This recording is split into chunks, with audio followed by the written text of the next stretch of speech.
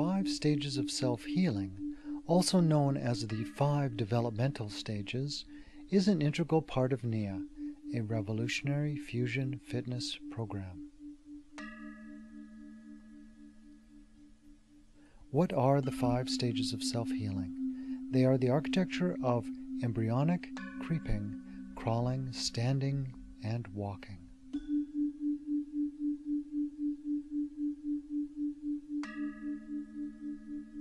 These progressive stages of development serve to strengthen, align, and organize the body and brain.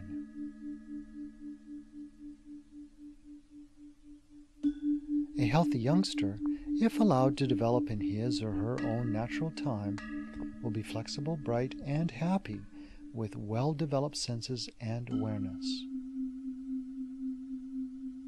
Signs of interrupted or rushed development can be spotted as physical imbalances, emotional problems, dyslexia, and or other learning disabilities. We can now go back and consciously recreate the development we may have missed or been rushed through.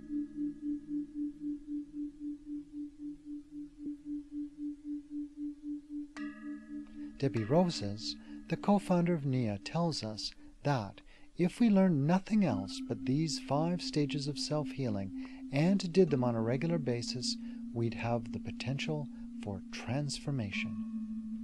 In the following film, Kay-Cherie Rappaport, licensed NIA and yoga instructor, demonstrates embryonic, creeping, crawling, standing, and walking stages. When you practice the 5 stages, you will discover your own individual progress. The actual movement varies tremendously, demonstrating the body's amazing capacity for variety.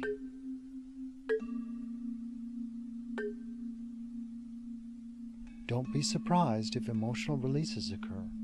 It is suggested that you keep a journal to track your journey.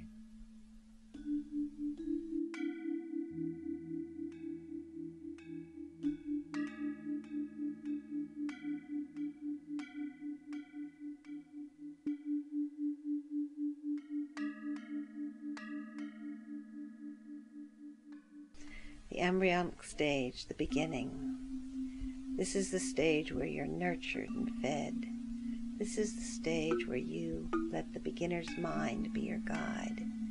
Think in terms of round, circular, floating in embryonic fluid. Allow the learning process to develop organically from the body and the mind. Just floating, you have nothing to think about, nothing to do. You are fed, just being there, the very beginning. Flowing, fluid, developing, ease, dynamic ease, embryonic, the beginning. The atoms, molecules, cells, neurons, nerves, central nervous system, autonomic nervous system, peripheral nervous system, sensory nervous system, and the brain are formulating the beginning, the very beginning. Stay in the embryonic stage as long as you desire. Easy, easy.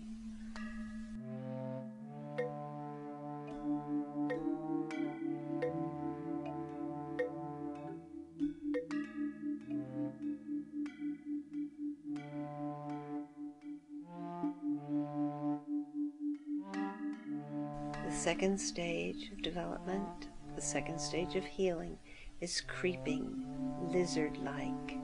Now the development is on land, the stage where you become conscious and explore moving.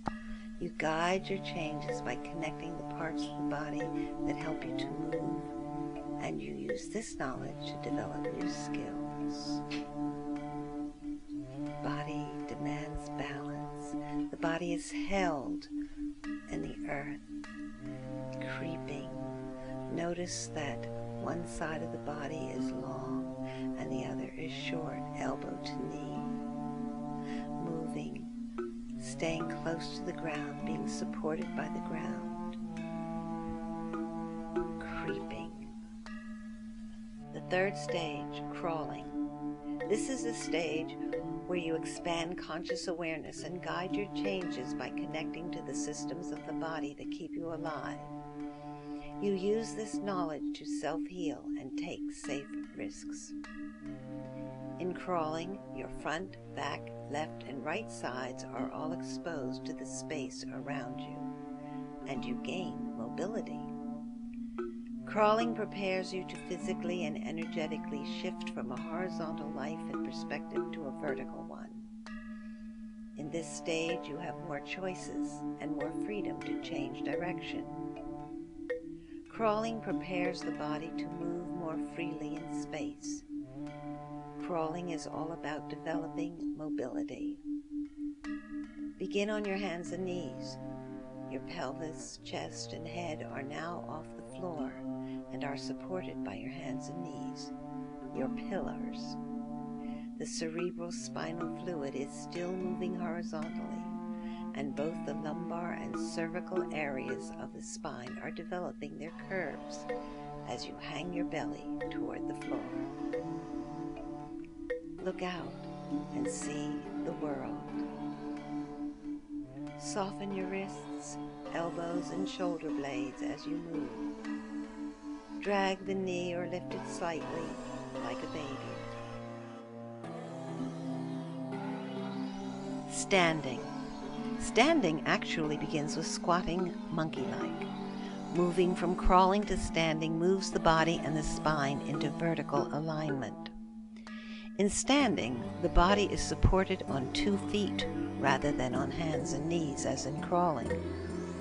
From this first standing position, you can now look up and reach out into life.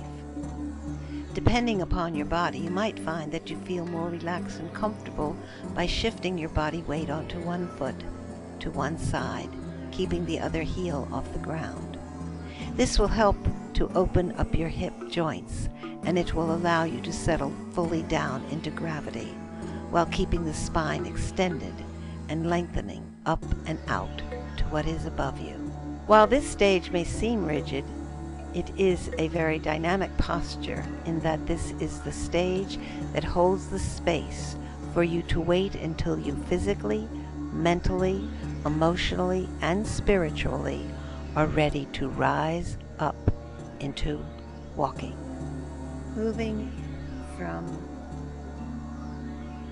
the standing, which is the squatting position, monkey-like, into walking, human-like.